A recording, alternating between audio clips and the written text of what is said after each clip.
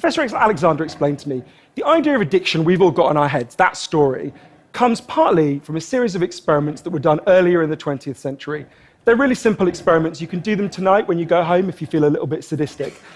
You get a rat and you put it in a cage, and you give it 2 water bottles. One is just water, and the other is water laced with either heroin or cocaine. If you do that, the rat will almost always prefer the drugged water and almost always kill itself quite quickly.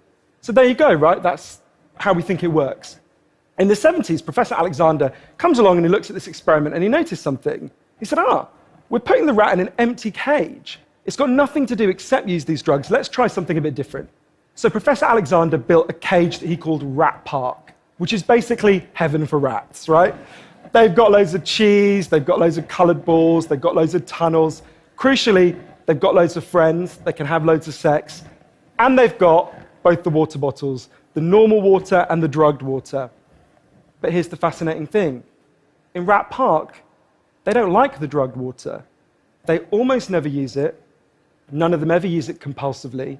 None of them ever overdose. You go from almost 100% overdose when they're isolated to 0% overdose when they have happy and connected lives.